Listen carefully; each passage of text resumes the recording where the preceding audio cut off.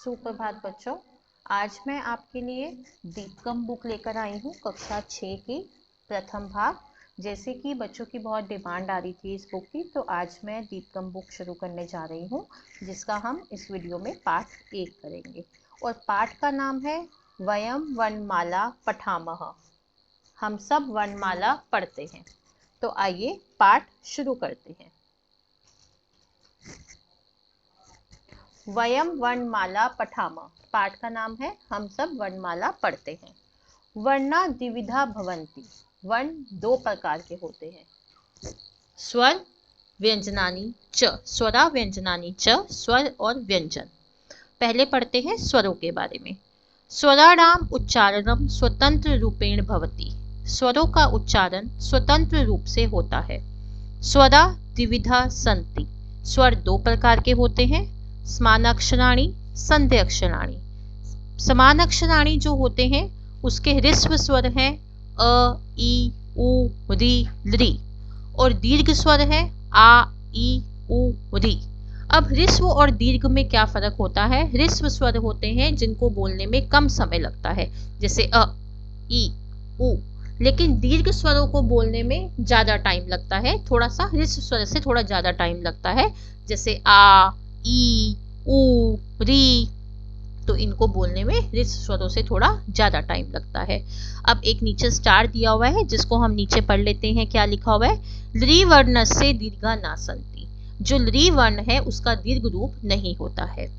अब है संध्य अक्षराणि। संध्य अक्षराणि के दीर्घ स्वर ही होते हैं, जो कि है ए, ओ, औ। अब नीचे 2 स्टार में लिखा हुआ है कि संध्य अक्षराणि ह्रस्वा न सन्ति। संध्य अक्षराणि के ह्रस्व स्वर नहीं होते हैं। द्वयो द्वयो निश्चित स्वरयो संधि द्वारा ये नवीनः स्वर वर्णा जायन्ते ते संधे अक्षर स्वरा भवन्ति। 2 निश्चित स्वरों के संधि द्वारा जो नवीन स्वर्ण बनते हैं, स्वर्ण बनाए जाते हैं, जो हम बनाते हैं, उनको संधे अक्षर स्वर कहते हैं। वो संधे अक्षर स्वर होते हैं। जैसे कि देखो हमने नीचे बनाए हुए हैं, नीचे एग्जाम्पल दिया हुआ है। अ और ई मिलके ए बनता है, अ और उ मिलके ओ बनता है, अ और ए मिलके ए बनता है, और अ और ओ को जोड़ के औ बनता है। अब अगले पृष्ठ पे देखिए, अनुनासिक स्वर। अब अनुनासिक स्वर क्या होते हैं?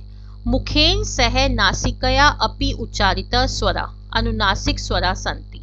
मुख के साथ जो स्वर नासिका से भी उच्चारित किए जाते हैं उनको अनुनासिक स्वर कहते हैं। जैसे मैं इनको बोल के दिखाती हूँ। अंग, आंग, इंग, ईंग, उंग, ऊंग, रिंग, रिंग, लृंग, एंग, एंग, ओंग, औंग। तो ये हमने पढ़ा स्वरों के बारे में। अब हम पढ़ते हैं व्यंजनानि, व्यंजनों के बारे में। व्यंजना नाम उच्चारणेन कश्चित् स्वरस्य सहायता अवश्यम भवति। व्यंजनों के उच्चारण के लिए किसी स्वर की सहायता अवश्य होती है। अतः वर्णमालायां व्यंजनानाम उच्चारणार्थम सर्वत्र अस्वरस्य योजनम भवति। इसलिए वर्णमाला में व्यंजनों के उच्चारण में सब जगह अस्वर का योजन होता है, अस्वर जुड़ा होता है।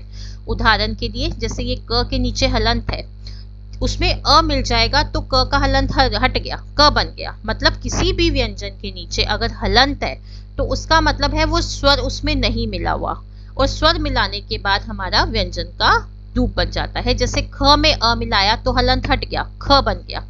ग जमा अ हलंत हट गया, ग। घ जमा अ हलंत हट गया, घ।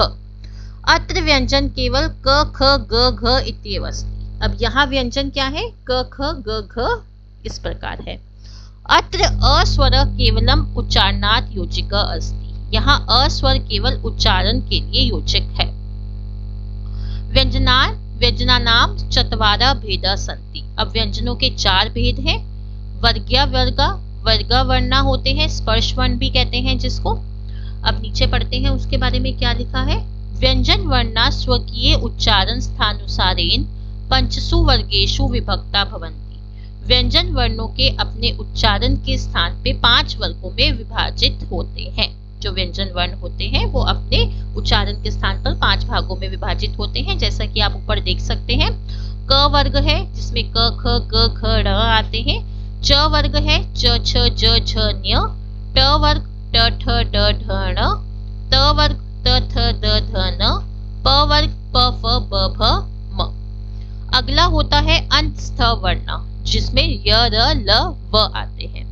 अंतस्थ वर्णा बहुत्र सर्व स्वर वर्णा नाम स्थाने जायन्ते। अंतस्थ वर्ण जो होते हैं बहुत स्वरों के स्थान पे प्रयोग होते हैं, अतः एते अर्थ स्वर इत्यापि उच्यन्ते, इसको अर्थ स्वर भी कहते हैं। अब आगे देखिए, जैसे ई जमा अ, य जमा अ। अब देखिए, अब ई में अ जोड़ के य बनता है, री में अ जोड़ के र बनता है, री में अ जोड़ के ल बनता है, ऊ में अ जोड़ के व बनता है। जैसे कि यदि जमा अपी, देखिए यदि में आखिरी जो है आपका स्वर वो ई है और अपी का पहला स्वर अ है, तो ई और अ आपका यद्यपि बन गया, द बन गया, य बन गया ना, तो य द य पी, यद्यपि। अब जैसे पितृ जमा आज्ञा, पितृ में आपका आखिरी स्वर आपका री है और आज्ञा, आज्ञा में पहला स्वर आपका आ है, तो त्र बन गया, पित्राज्ञा। अब देखिए लाकृति, लाकृति, अब री में आपका री हो गया पहले और आकृति में आ है पहला स्वर, उसको जोड़ के बन गया ल, लाकृति। अब सु में ऊ है और आगतम में आ है, तो जोड़ के व बन गया स्वागतम। अब है ऊष्म वर्ण, ऊष्म वर्ण होते हैं श श स ह। ऊष्म वर्ण व्यंजन वर्णा नाम उच्चारण समय मुखात उष्ण वायु निसरती। ऊष्म व्यंजनों के वर्णों के उच्चारण के समय में मुख से गर्म वायु, उष्ण वायु निकलती है। अब दो आपके अयोगवाहु वर्ण होते हैं अंग और अह। अयोगवाह विशिष्ट व्यंजन वर्ण अस्ति, अयोगवाह विशिष्ट व्यंजन वर्ण है। अत्र उच्चारणार्थम स्वरस्य संयोजनम पूर्व भवति, यहाँ उच्चारण के लिए स्वर का संयोजन जो होता है वो पहले होता है, ना तो पश्चात, ना कि बाद में। अत्र द्वौ अयोगवाहोस्त, यहाँ दो अयोगवाह है, अंग और अह। अंग में देखिए अब पहले अ जुड़ा हुआ है फिर बाद में बिंदु है, ऐसे ही अह में भी पहले अ है और बाद में विसर्गे हैं। तो व्यंजनः स सर्वेषाम अपि स्वर्णानाम संयोजनम भवति, व्यंजन के साथ सभी जगह स्वरों का संयोजन होता है।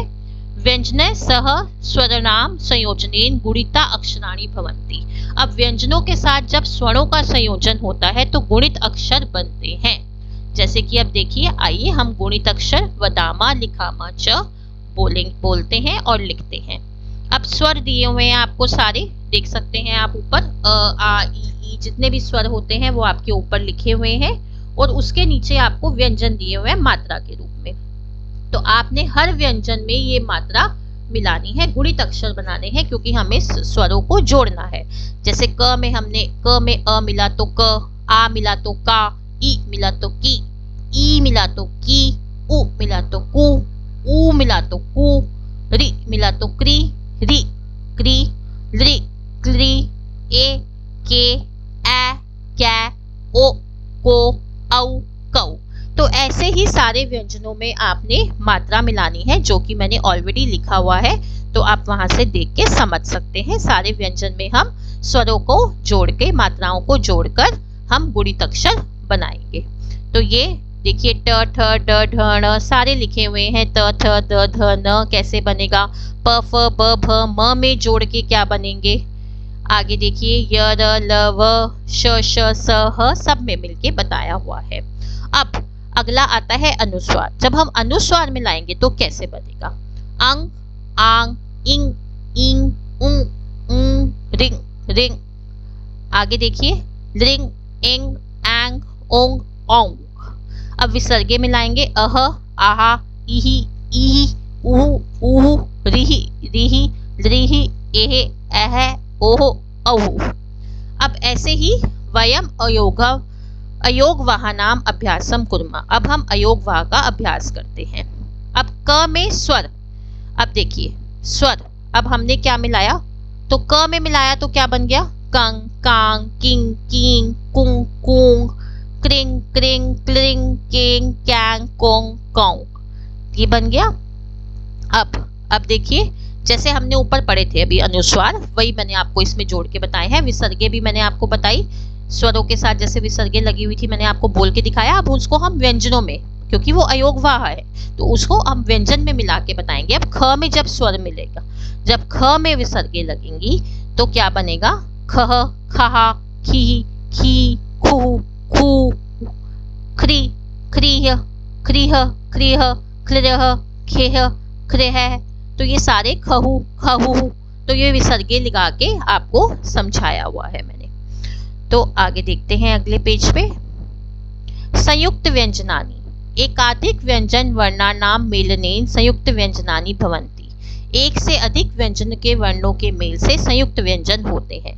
जैसे ये जो आपका क्षत्रिय वाला श होता है वो क और श को मिला के बनता है, और अ तो हमारा हर व्यंजन में मिला होता है। तो अब देखिए, अब जैसे है कक्षा, तो क जमा अ, क हो गया आपका, और श में क श आ, तो बन गया कक्षा। अब त्र किससे बना होता है? त जमा र से, और अ लगा होता है पीछे, अ मिला होता है, तो पत्रम में बन गया प और अ हो गया आपका प। त्र में हमने लिख दिया त जमा र जमा अ, और म के नीचे हलंत है, तो म के साथ आप स्वर नहीं मिलाएंगे क्योंकि हलंत है, तो वैसे का वैसे ही लिख देंगे।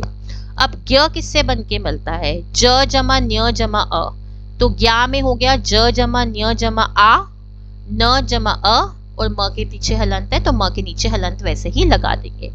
अब द आपका बनता है द जमा य जमा अ, तो विद्या को हम लिखेंगे व जमा ई, द जमा य जमा आ, विद्या। एवमेव सर्वेषां व्यंजनानां सर्वे व्यंजने सम्मेलनेन संयुक्त व्यंजनानि भवन्ति। इस प्रकार सभी व्यंजनों के साथ सभी व्यंजनों को मेल करने से संयुक्त व्यंजन होते हैं। जैसे क्य में चाणक्य, तो चाणक्य क्य का उदाहरण है।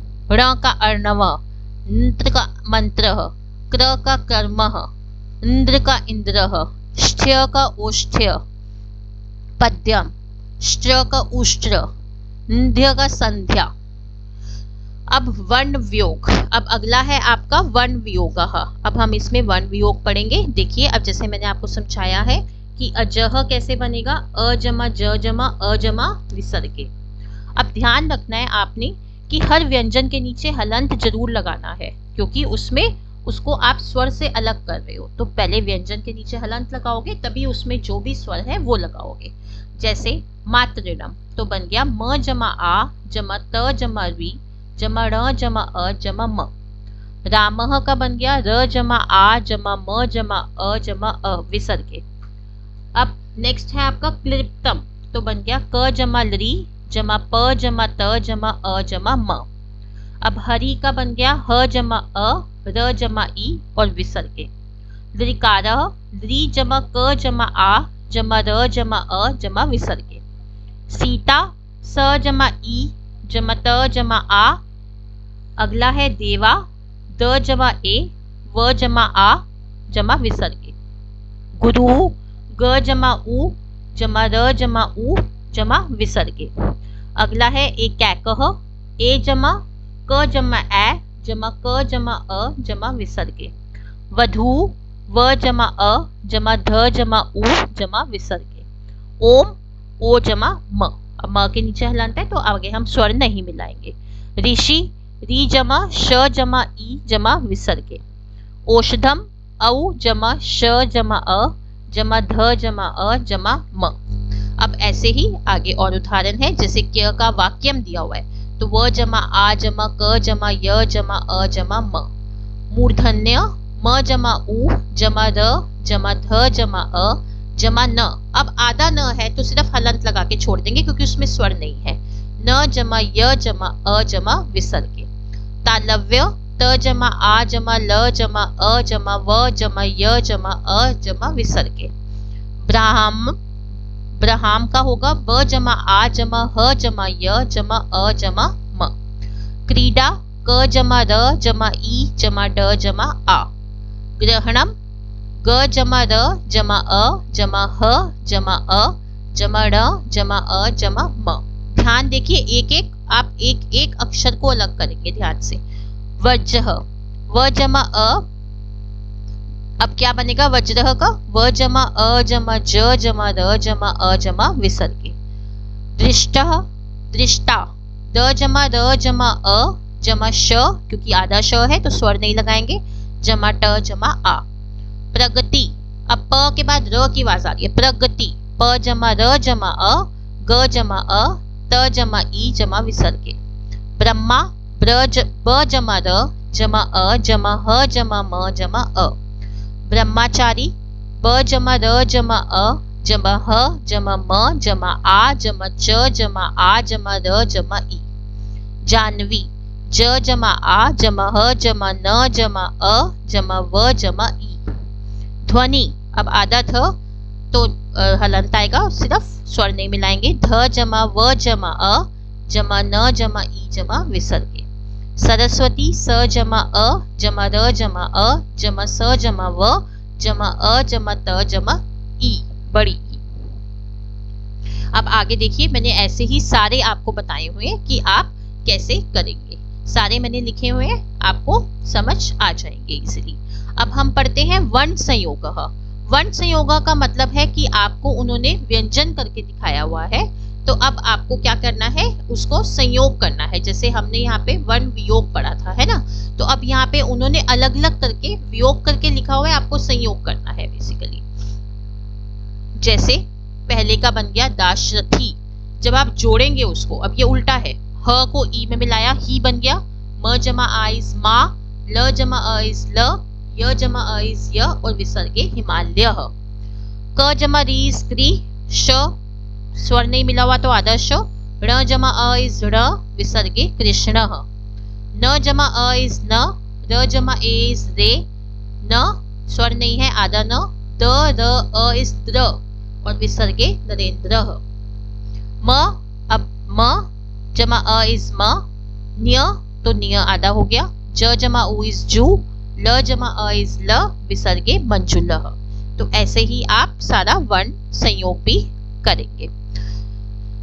जैसे देख लेते हैं, पुष्कर है, प जमा उ इस पु, श आधा श, क जमा अ इस क, र जमा अ इस र विसर्गे पुष्कर। क जमा उ इस कु, आधा क है तो क लिखेंगे, क जमा उ इस कु, ट जमा इस अ इस ट विसर्गे कुकुटः। स आधा है, व जमा अ इस व, स फिर से आधा है, त जमा इ इस ती, क जमा अ इस क विसर्गे स्वस्तिकः। श जमा इ इस शी, क श, अब क और श को मिला के श कक्षा वाला बनता है आपका, तो वो वाला क्षत्रिय वाला श वो बना दिया हमने। फिर क जमा अ इस क विसर्गे शिक्षकः। स जमा अ इस स, ण, ग जमा अ इस ग, फिर ण, क जमा अ इस क, फिर म, संगणकम, संगणकम। तो ये बन गया आपका म के साथ हलंत लास्ट में, क्योंकि स्वर नहीं मिला हुआ। क जमा अ इस क, आधा न, द जमा उ इस दू, क जमा अ इस क विसर्गे कंदुकः। ध जमा आ इस धा, र, श जमा ट इस, श अब आधा श है, ध्यान रखना है, ट जमा य जमा अ जमा म। अब श और ट दोनों आधा है, तो य के ऊपर र जाएगा, तो ये बन जाएगा धाष्ट। जब ध्यान से देखिए क्या बनेगा आपका, ध्यान से देखना है बिल्कुल, ये क्या बन गया आपका, धाष्टर्यम। अब अगला है क जमा आ का, र अब आधा त है, आधा स है, आधा न है, आधा य है, य पूरा है तो य के ऊपर जाएगा र, क्योंकि आधे अक्षरों के ऊपर र नहीं आएगा, य के ऊपर जाएगा और म के साथ अलग हलंत लग गया तो कात्सनर्यम, कात्सनर्यम ये बन जाएगा आपका।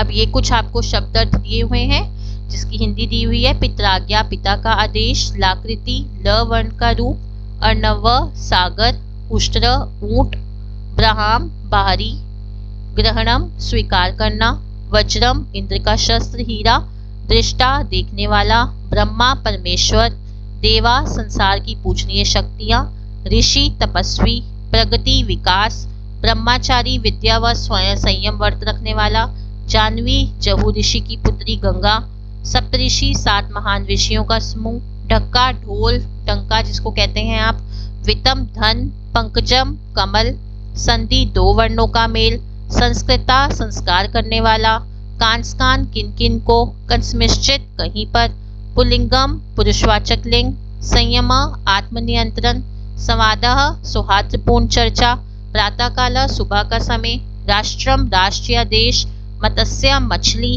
धाष्टर्यम दिठाई, कात्स्नर्यम संपूर्णता, दाशरथी दशरथ का पुत्र राम, नरेंद्र राजा सम्राट, मंजुलह रमणीय, पुष्करम कमल, स्वस्तिक शुभ चिन्ह, संगणकम संगणक कंप्यूटर को कहते हैं, कंदुक गेंद,